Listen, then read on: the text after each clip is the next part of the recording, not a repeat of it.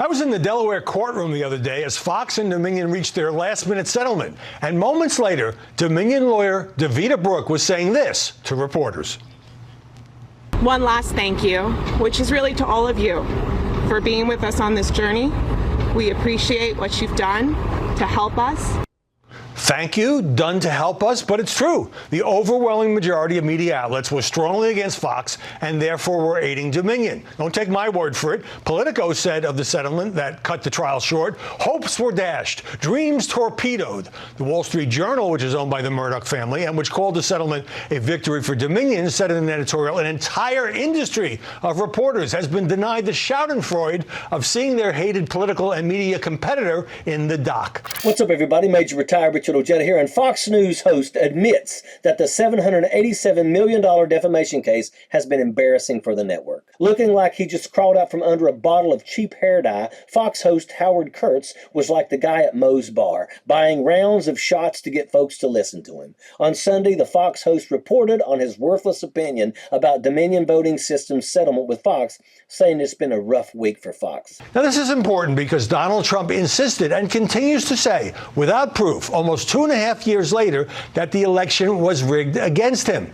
This is also said to be one of the biggest defamation settlements in American history, though the hundreds of millions of dollars were far short of the $1.6 billion sought by Dominion. Since Fox fired Maria Bartiromo, Janine Pirro, and that dumb Bongino jackaloon, the network is scraping the bottom of the barrel and headlining sneak-a-peek shoe salesmen like Howard Kurtz in prime time to keep the flow of conspiracy going. And like the guy at the end of the bar who's had too many shooters and watches too much Hannity, Howard Kurtz erupted into a volcano of hot molten craziness, showering everything in an ash cloud of pure nonsense. After the judge ruled in Dominion's favor, attorney David Brooke thanked reporters for their coverage in the case. This was an appropriate post-settlement statement from Dominion. Fox admitted to lying and chose to settle instead of going to court and airing Rupert Murdoch's dirty laundry. Fox is not the victim, but the perpetrator. Let's be clear. I'm not defending what was dribbled out by Dominion, showing a gap between what some at Fox were saying publicly and privately. It's been embarrassing.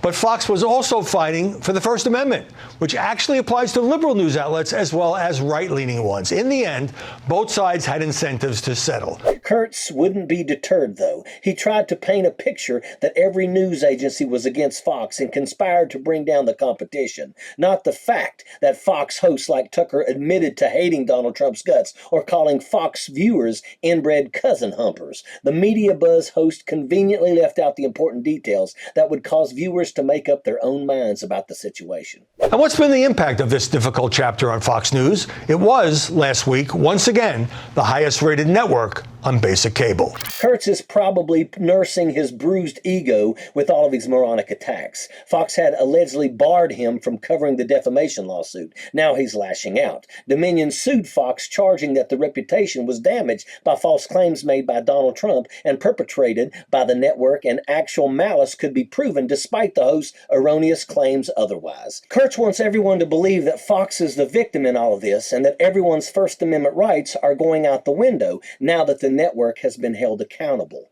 His argument is idiotic and based on opinions, not facts. Fox lost any notion of credibility when they started reporting on opinions instead of news. They dug themselves into a hole with the lies that they knowingly spread, and they had to pay. No amount of spin is going to change the outcome of the Dominion lawsuit. It's a pathetic distraction from their bruised egos. Kurtz wants viewers to think that they've been shorted somehow, that they will miss out on the sound bites and video clips from the trial that everyone was expecting to play out on TV. Well, a bigger and better lawsuit is coming, and that will be the top news. Smartmatic already said that they won't settle for less than what Fox already had to pay. Kurtz is a bottom feeder who doesn't get paid to report the truth, and that's a fact. Sappers clear the way, airborne all the way.